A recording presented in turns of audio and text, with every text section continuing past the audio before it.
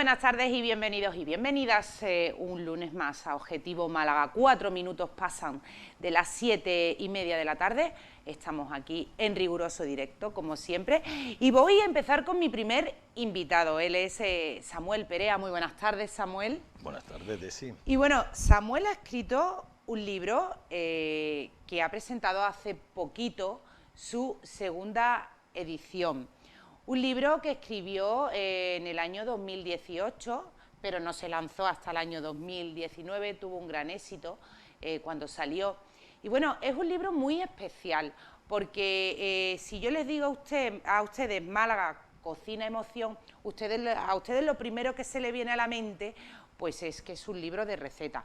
Y efectivamente es un libro de receta, pero también es un libro con historias muy entrañables, 103 historias concretamente, de personas ya, vamos a decir mayores, señoras mayores de nuestra provincia, porque él ha hecho una gran labor. Y ahora les voy a contar cuál ha sido el proceso, porque además él lo explica muy bien al final del libro. Nos cuenta los kilómetros que se ha hecho, las horas de entrevista y datos muy curiosos que Samuel nos va a contar. Como les decía, es un libro con 103 recetas dadas por 103 mujeres de nuestra provincia, de Málaga. Samuel, ¿cómo se te ocurre hacer este libro? Bueno, buena pregunta. Bueno, buenas tardes, Desiree, gracias, ¿no?, por recibirme en tu programa. Y mira, la verdad es que estoy hablando de hace muchos años, bastante. Yo viajaba mucho y entonces una de las cosas que me gustaba en los aeropuertos era comprar libros de cocina. Me gustaba la cocina, siempre me ha gustado la cocina. Y me acuerdo que en Sondica, en el aeropuerto de Sondica, en Bilbao, pues compré un libro que era el libro de las abuelas vascas, libro de cocina de recetas de las abuelas vascas. Bueno, recetas de caserío, muy antiguas todas, ¿no?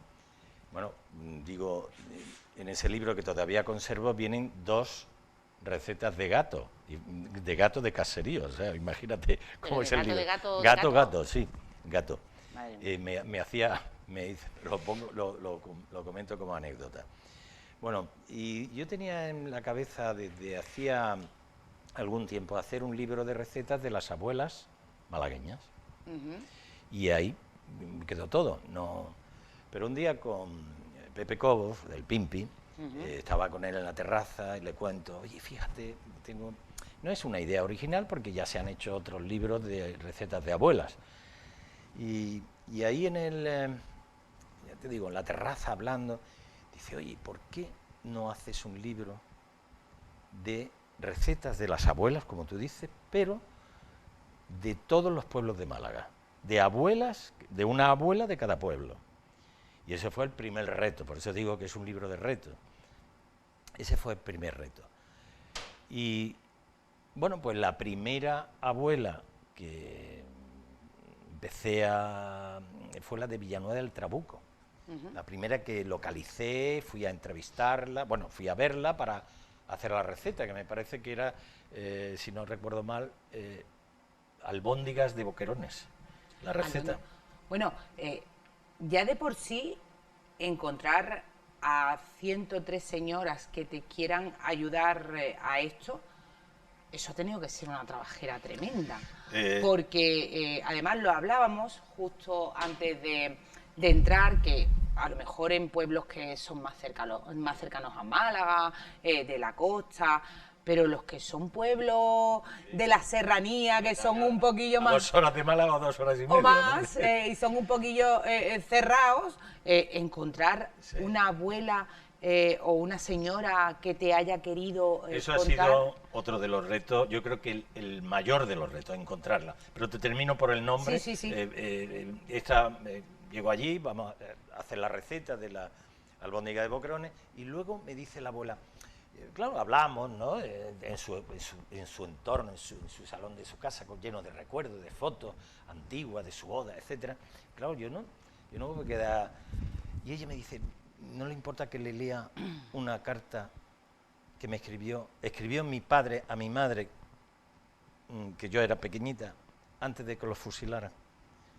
Y entonces yo me quedé, bueno, pues ya está, estaba el alcalde y tal. Bueno, pues recuerdo que acabamos todos llorando con aquello. Y yo me volví a Málaga diciendo, esto yo lo tengo que contar las historias que hay detrás de estas abuelas valientes, de estas heroínas, las que sacaron a las casas adelante, las que no se quejaban nunca de nada, las que fueron el motor realmente, ¿no?, de las familias, en serio.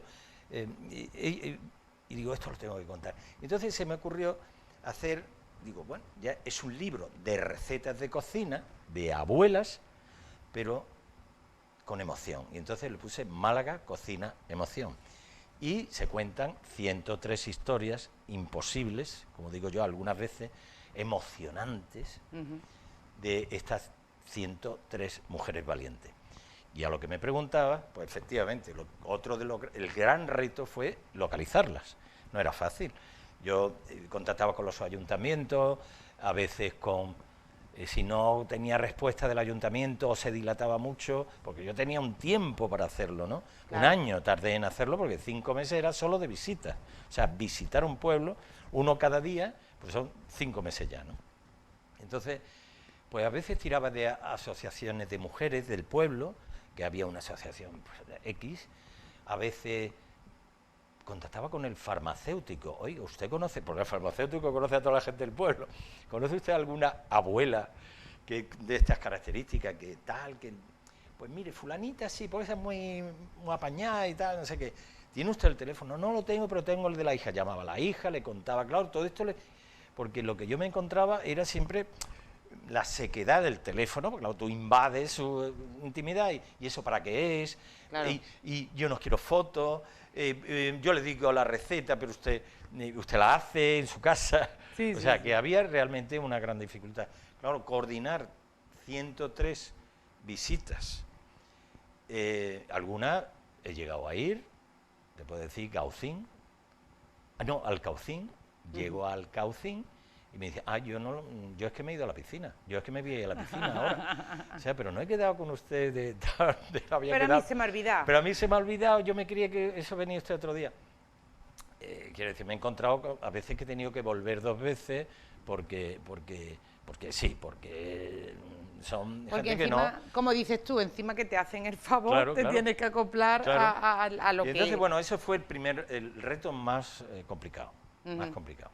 Claro, pues para que ustedes se hagan una idea, voy a leer, porque además es súper curioso, no solo vienen las recetas y las historias de estas señoras que, como dice Samuel, algunas, por no decir todas, las 103 son entrañables y tienen su cosilla, ¿no?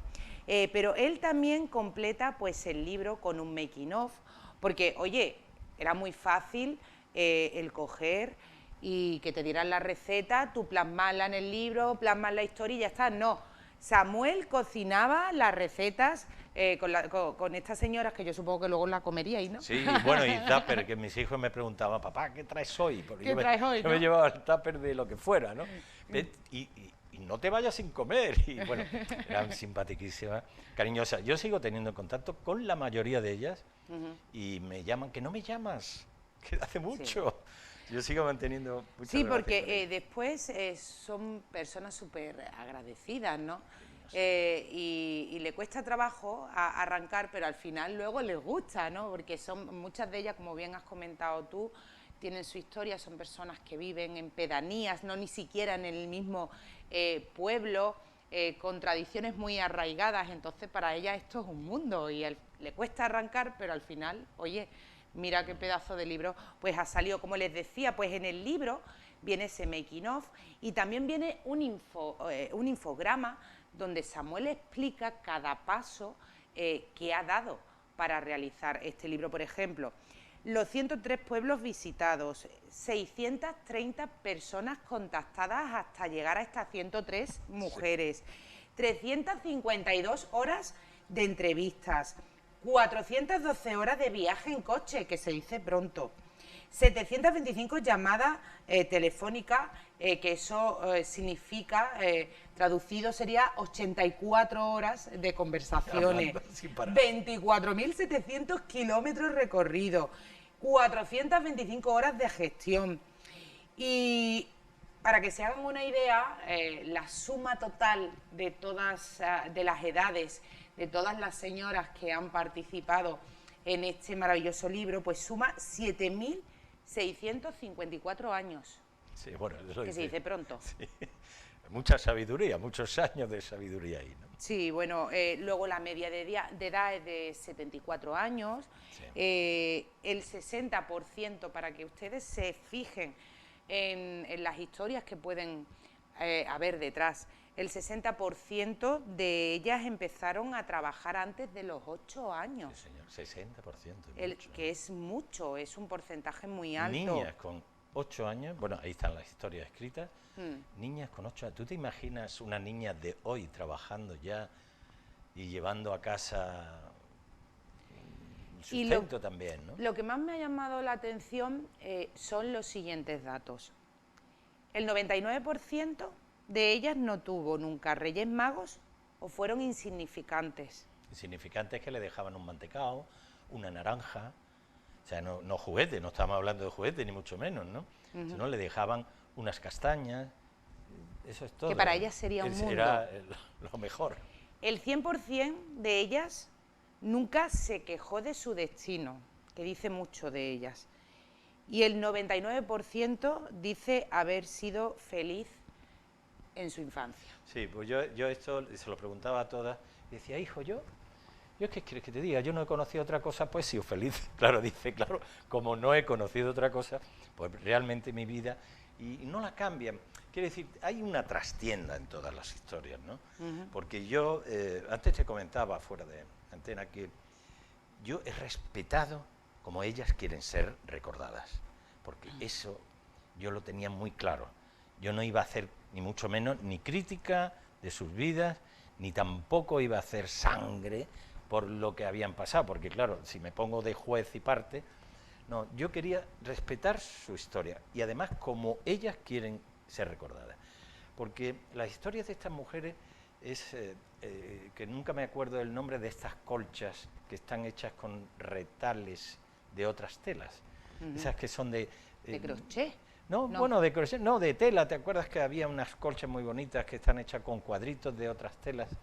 Bueno, digamos, su historia contada está hecha de retales, donde les falta información. Un poco hacemos todo eso, cuando no tenemos, rellenamos con algo que nos parece conveniente. Claro. Bueno, pues ellas, en una vida tan difícil, tan complicada como es la guerra y la posguerra, pues lógicamente tienen su recuerdo, pero se han ido cribando pues todo lo angustioso y lo han convertido en normal. Mira, hay una historia que me viene a la cabeza, por ejemplo, de Frigiliana, Inocencia.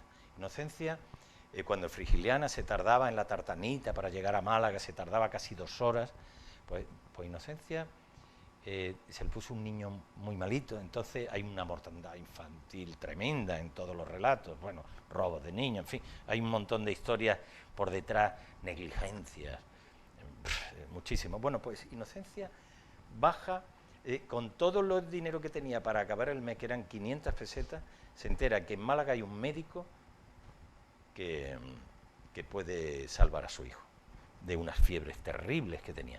Se va a la plaza del pueblo muy temprano para que no perder el sitio en el autobús. Baja a Málaga con su niñito, va al médico, el médico le pone una inyección, tal, le da el remedio y sale de la consulta y el niño se le muere. Madre mía. Se le muere en su brazo. Claro, y ella piensa que su hijo quiere llevarlo al pueblo. Y entonces, fíjate, se tira todo el día hasta por la tarde que salía el autobús, la tartanita entonces que iba a Frigiliana, callada para no ser detectada, porque claro, eso ella tenía que haber dado parte inmediatamente de que el niño se le ha muerto en Málaga, y entonces, claro, yo me imagino que todo el papeleo habría que hecho en Málaga y esto, no podía ser. Entonces ella se calla, está con su niño muerto dando paseos por Málaga sin que se le note su dolor. Se sube en la tartana, algunos vecinos le preguntan, oye, qué bueno el niño y tal, tío, está dormidito y tal. Se sigue callando su dolor en el autobús y llega al pueblo con su niño muerto para que sea enterrado en el pueblo.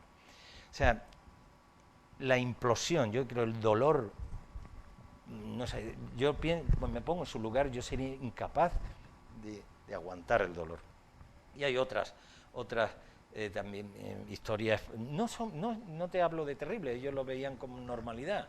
Ten en cuenta que casi todas, por decir prácticamente el 99%, parían en casa, asistidas por las madres, morían muchos en los partos, algunos partos complicadísimos, vamos, Faraján con medio niño fuera hacia Ronda, el niño muerto ya, pero para que pudieran hacerle la cesárea y no corriera peligro ya su vida, pues se cuenta la historia de eso. Yo qué sé, hay 103 historias, todas con una sensación de superación continua. Eran unas mujeres, yo creo que no hay una generación tan fuerte. De verdad, yo no ya de seres humanos, de mujeres, porque esto es un homenaje a las mujeres. Es un homenaje a todas las mujeres del mundo, este libro. Por eso te digo que la receta queda como secundaria. Después, otra cosa que no te he dicho, es que las recetas que ahí salen no son recetas típicas del pueblo tal, que coincide, a veces coincide. Eso te iba a preguntar, son recetas que están emocionalmente vinculadas a ella. Que tienen algún significado para ella. Tiene una emoción detrás, quiere decir, pues yo con 8 años, esto se lo llevaba yo a mi padre cuando estaba en la era, muy chiquitita, porque se quedó huérfana y hacía ella su poquito de a lo mejor un gazpachillo de esto de era que le llamaban, y lo llevaba a donde estaba su padre. Entonces ella se acuerda de esa receta, porque al principio yo me acuerdo que decía, bueno, ¿qué se te ocurre a ti hacer? Y descubrí cómo arrancarles una receta, porque al principio a mí me salen muy bien las migas, la otra a mí las sopas por encima, la sopa hervía, las sopas eran todo. Al final le dije, mira, esto no es un libro de migas, ni un libro de sopas hervidas, ni de gachas, porque todos querían hacer más o menos una cosa parecida. Y entonces yo le digo, mira, tú busca en tu corazón, en tu recuerdo, una receta, todo eso por teléfono, previamente a ir a su casa, ¿no? Y busca en tu recuerdo, en tu corazón, algo que te recuerde a tu abuela, que te recuerde a tu padre, que te recuerde, entonces, ay, pues mi abuela me hacía, y entonces salía la receta. Como, yo qué sé, la pucha, esa receta que estás mirando ahora es una de las abuelas más jóvenes, ¿sabes? Sí, Isabel Millán, sí, Florido, que es de Ardales. De Ardales. Y ella, pues, por ejemplo, estaba leyendo... calabazate. El calabazate, que yo no lo había escuchado en mi vida pues, hasta el calabazate era una manera que tenían los antiguos. O sea, esto, ella le hace un homenaje a su abuela, porque lo pone realmente aquí. Lo que su quiere abuela es y a su madre. Y a su madre. Y entonces lo que dice era la manera de conservar la fruta mucho tiempo. Entonces se curtía, tú has visto eso que nosotros tomamos, la fruta escarchada, ¿no? Sí. Bueno, pues esto es calabaza, se hacía con calabaza, con melón, con algunos, batatas, pero sobre todo, en este caso es calabaza. Entonces se hacía trozos la calabaza y se metía en agua, en cal, agua con cal. ¿Con cal? Cal apagada, de la que se blanqueaba. Sí, con lo que entonces, se blanqueaba antiguamente. Se mantenía 24 horas y eso se encurtía de tal manera que se quedaba duro. Y te aguantaba más días. Y entonces luego se lavaba muy bien, ya había quedado encurtida, pero en un día, ¿eh? Y se hervía con miel. Y se guardaba y eran trozos de fruta riquísima, dulce y compacta, digamos, ¿no?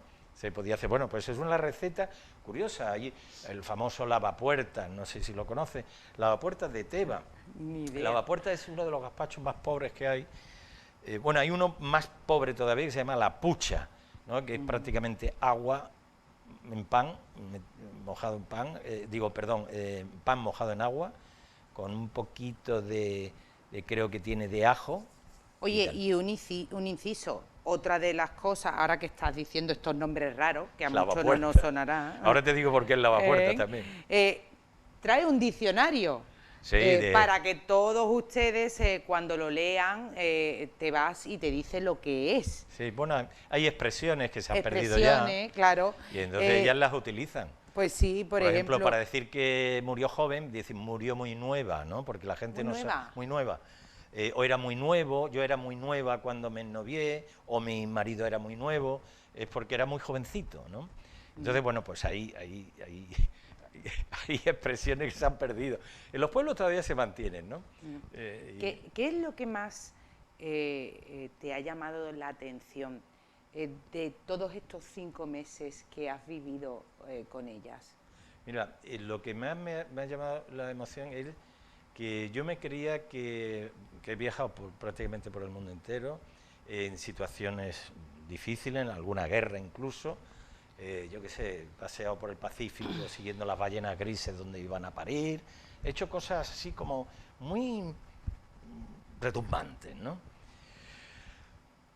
Pero yo ahora que estoy hablando contigo y empiezo a recordar, y cada vez que me hacen una entrevista o hablo del libro, yo sigo emocionándome, me sigue lo que siempre se dice de poner los pelos de punta, es de emoción. Sigo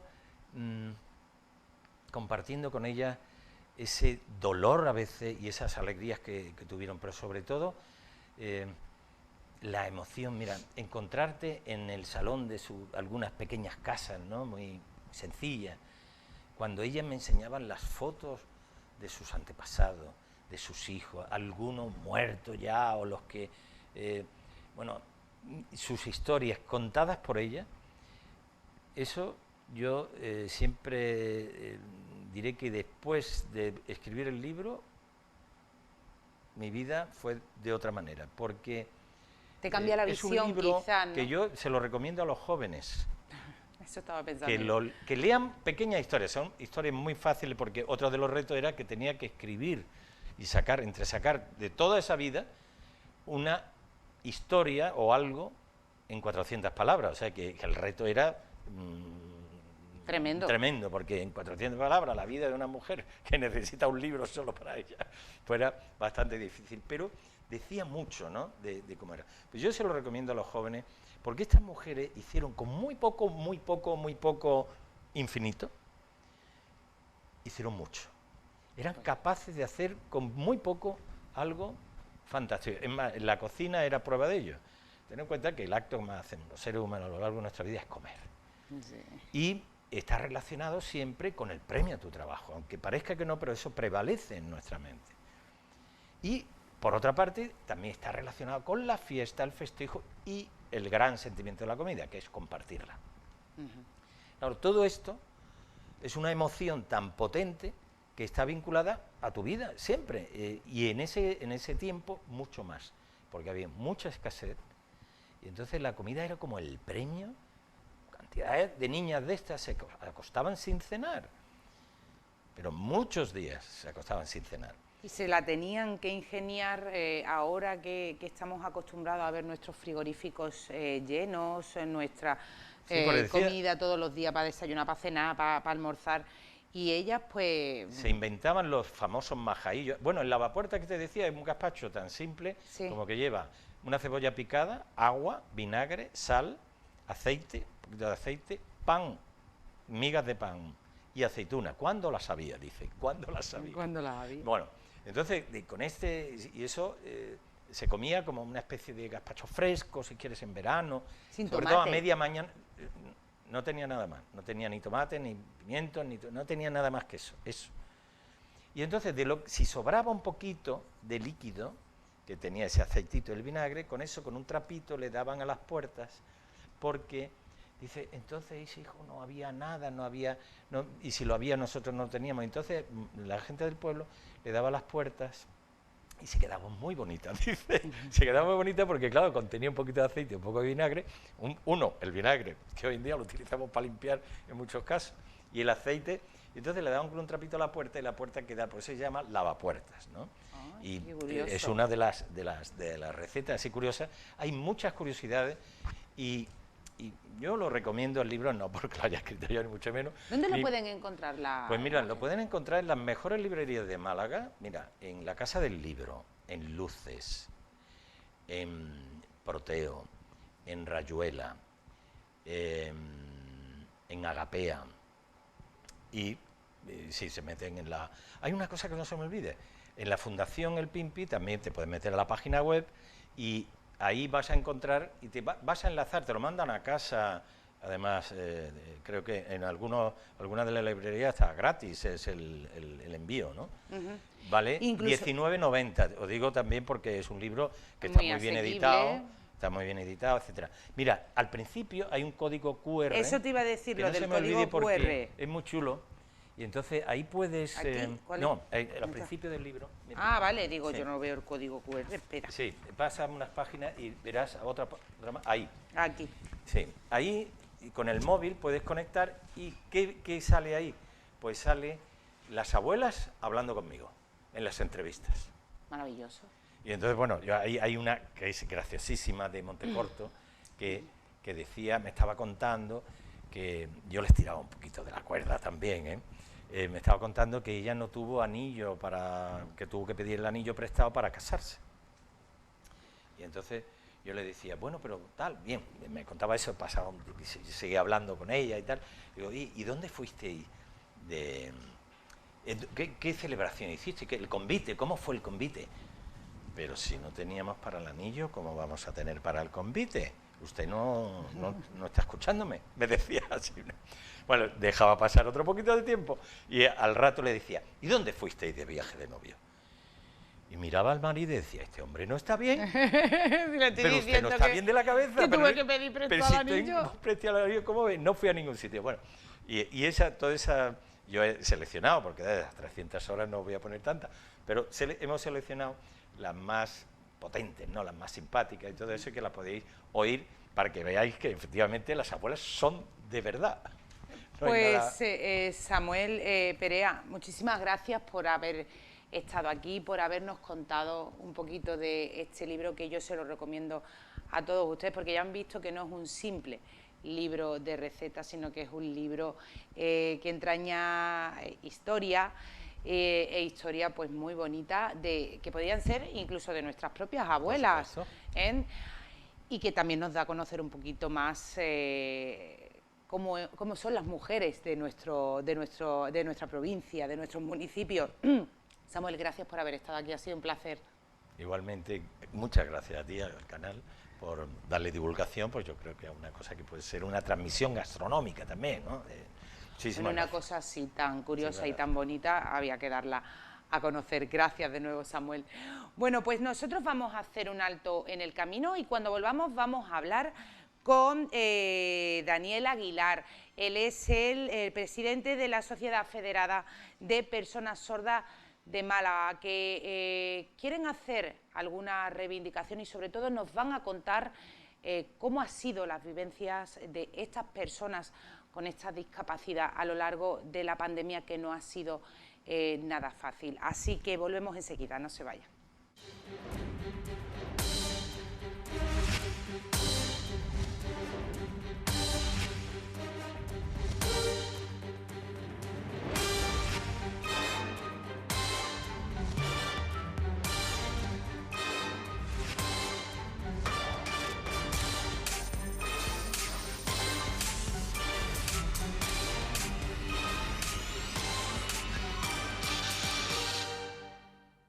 Bueno, pues estamos de vuelta, bueno, y me he cambiado de posición porque estoy acompañada por Daniel Aguilar, él es presidente de la Sociedad Federada de Personas Sordas de aquí de Málaga, y viene acompañado por Esther Ramallo. Ella es su intérprete, entonces claro, nos hemos cambiado de posición para que ella pueda ir traduciéndole a él todo lo que yo voy a preguntarle y todo lo que vamos hablando. Bueno, les decía yo, ay, que se me ha caído el boli, decía yo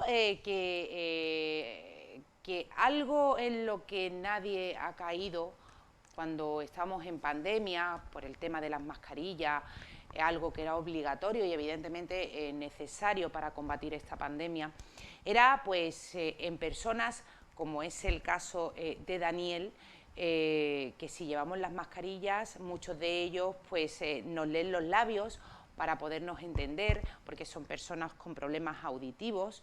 Y claro, para ellos, imagínense ustedes si para nosotros ha sido difícil llevar toda esta situación para personas como es el caso de Daniel y gente como Daniel, imagínense ustedes cómo ha sido la situación. Entonces yo creo que la primera pregunta es obligada, Daniel.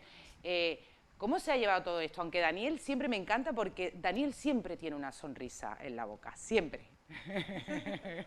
Gracias, encantado. Cuéntame, ¿cómo se ha llevado todo el tema esto de la pandemia y cómo lo habéis vivido vosotros en la sociedad vuestra? Sí, es cierto, ha sido pues hemos entrado todos en un estado de shock, ¿no? Y para nosotros ya veníamos arrastrando las barreras de comunicación, pero en pandemia se ha agravado muchísimo más. Y yo cuando realmente toda la información que yo recibía no la recibía al 100%, era a través de familiares y todo lo que estaba ocurriendo, ¿no? Luego, más tarde, a posteriori, pues sí que cuando empezaron a impulsar las medidas, fue cuando ya nos íbamos enterando y, por ejemplo, en mi familia, que somos todos sordos, y diferentes situaciones familiares que tenemos dentro de la Sociedad Federal de Personas Sordas, claro, era un caos porque no sabíamos cómo adaptarnos a esta nueva situación. Desde la Sociedad Federal de Personas Sordas, pues hemos estado haciendo vídeos informativos y de difusión sobre las nuevas medidas que se iban implantando cada 2 por 3. Si hablamos de salud, la primera barrera que nos encontramos es la comunicación, y encima no era atención presencial, era atención online, ¿no? Cuando estábamos en plena pandemia. Entonces imagínate si tenemos una enfermedad, si teníamos incluso los mismos síntomas del COVID, no podíamos conectar con salud para decirle, oye, que me siento así. Y tampoco se podía acercar nadie a hacerme de intérprete, porque había que cumplir con unas medidas de distanciamiento. Entonces nos hemos encontrado con muchísimas barreras y ha sido un momento muy duro. Yo recuerdo que, bueno, en educación, por ejemplo, también fue bastante mal, porque en un principio, pues claro, cuando ya empezaron a hacer lo de la teleeducación, ¿no?, podemos llamarle así, nos quitaron los intérpretes y nos quedamos sin intérpretes.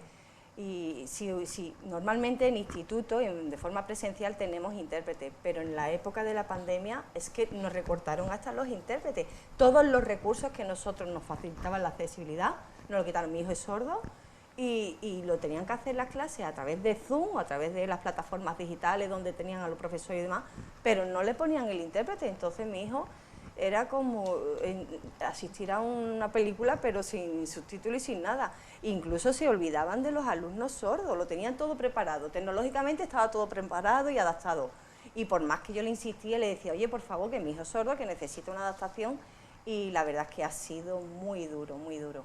Madre mía, es que estoy súper impactada escuchando a Esther, que es la voz de Daniel. Y bueno, la pasada semana ellos tuvieron una reunión con la delegada del Gobierno, con Patricia Navarro, donde ellos quieren que se haga un decreto ley específicamente para ello y donde se recoja una serie de derechos y reivindicaciones. A mí me gustaría, que ese también era uno de los motivos por los que yo quería que estuvieran aquí hoy, nos cuente alguna de esas reivindicaciones y sobre todo las principales, ¿no? ¿Cuáles son los principales obstáculos con los que os encontráis? Y las instituciones, pues en el tiempo en el que estamos, pues no lo tienen en cuenta. Sí, estamos hablando, nuestras primeras reivindicaciones no son realmente como unas reivindicaciones, es como decir, ya, por favor, Derechos. ya, exactamente. son derechos que incluso la misma administración nos reconoce nuestra lengua de signos, porque tenemos una ley que la avala, pero estamos en el proceso de que se haga ese Real Decreto para que se pueda aplicar la ley. Por todos los siglos que llevamos trabajando la comunidad sorda para que se nos reconozca nuestra lengua, para que pueda ser accesible, aún hoy en el siglo XXI estamos igual. Hemos peleado mucho en diferentes administraciones, en justicia, en oposiciones, en salud, y es como que llegamos al tope, ya no tenemos más, ¿entiendes? Sin este decreto no podemos hacer nada, y este decreto lo que recogería era todas las situaciones nuestras. Por ejemplo, el tema pandemia, bueno, que la educación fuese accesible, que salud fuese accesible, pero para ello tenemos que tener este decreto. Sin este decreto y sin un presupuesto es imposible que se aplique. La ley ya está y saben cuáles son nuestras exigencias y saben cuáles son nuestros derechos. Ahora lo que falta es aplicarlo y hacerlo, y seguimos esperando todavía. Claro, porque yo sobreentiendo que vosotros os seguís encontrando con muchas barreras en muchísimos terrenos. Es decir, hablo tanto en el laboral, como por ejemplo en el judicial, como en el médico, como en el educativo. Seguís encontrándoos con esas barreras, ¿no? Sí, aún seguimos con estas barreras en tanto los diferentes ámbitos. Tú imagínate que nos ponen un intérprete, ¿vale? Nos ponen un intérprete, pero para hacer un servicio ordinario que nosotros le llamamos a la atención individual, ¿no? Pero es un intérprete para 7.000 personas sordas de la provincia de Málaga. Entonces, no es bastante, se creen que porque nos han puesto un intérprete ya tenemos esos derechos cubiertos, pero es que es imposible, porque hay demasiada demanda. Entonces, ¿qué pedimos? Pues que se amplíe este derecho en todos los ámbitos, tanto en educación, pero que esté desde la infancia hasta terminar la educación obligatoria.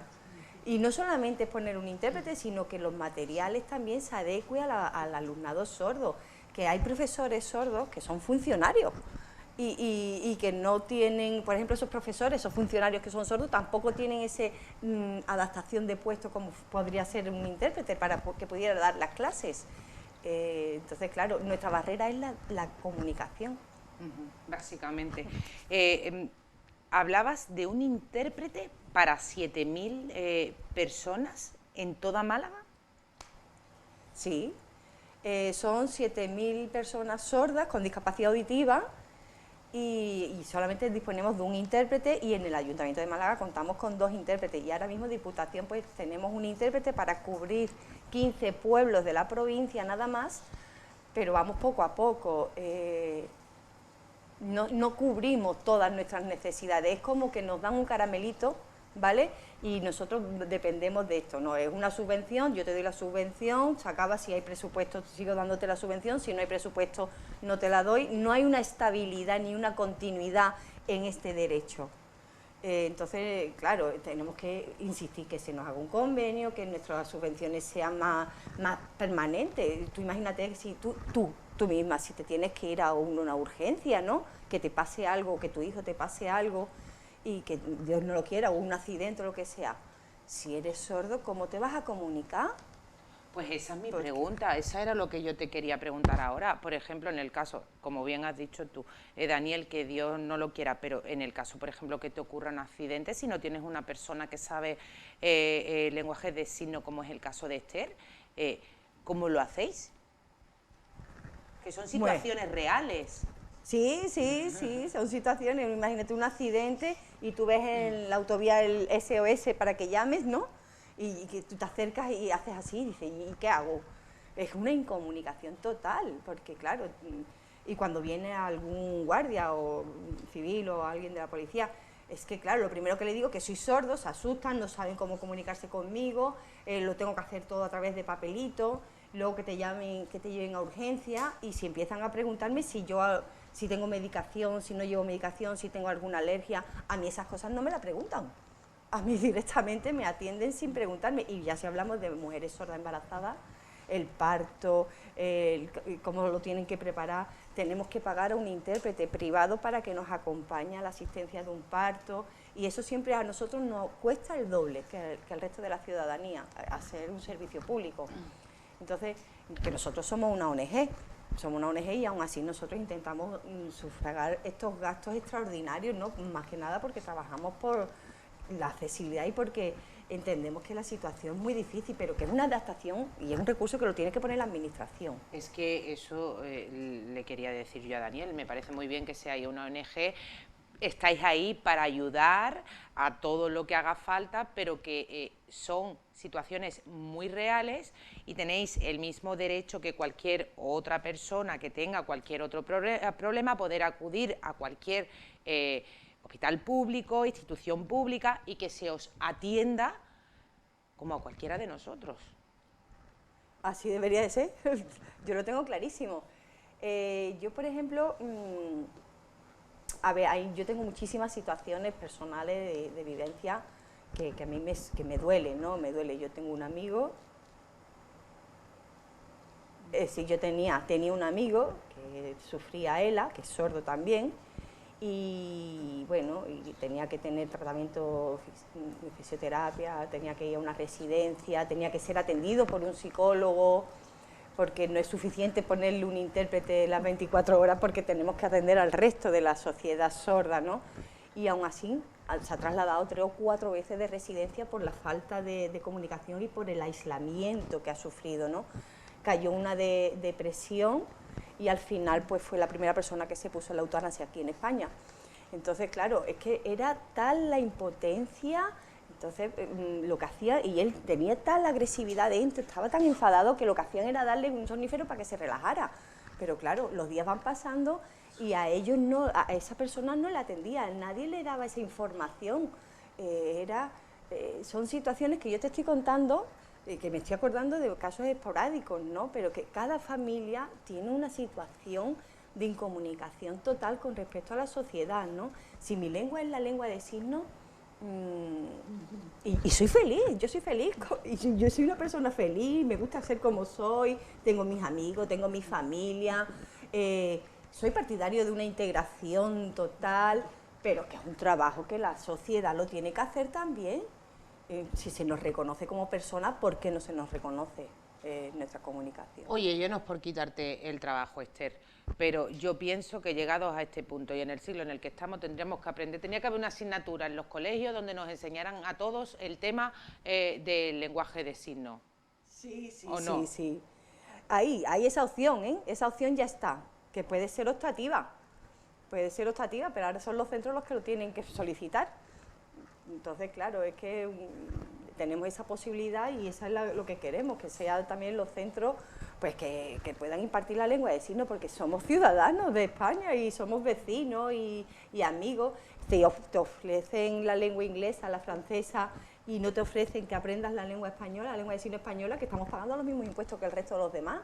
Si empezáramos desde la educación a aprender lengua de signos, todo sería muchísimo más fácil.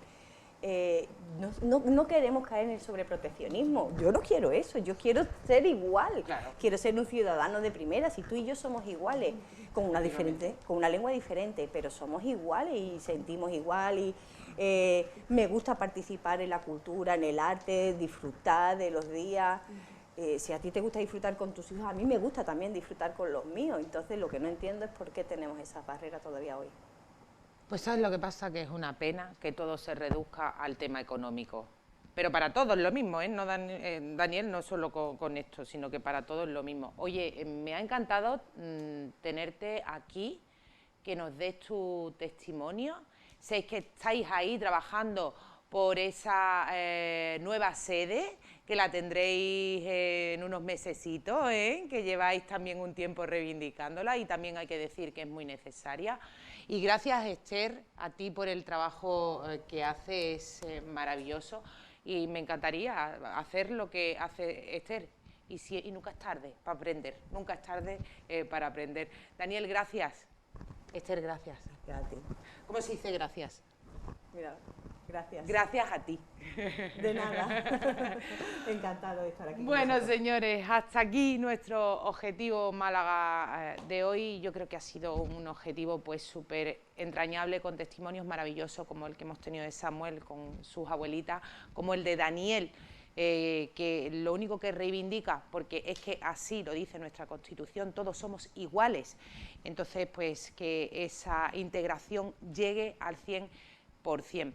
Así que lo dicho, hasta aquí nuestro programa. Nos vemos el próximo viernes en Distrito 29, que nos vamos a un barrio de carretera de Cádiz, así que no se lo pierdan. Un beso, hasta el viernes.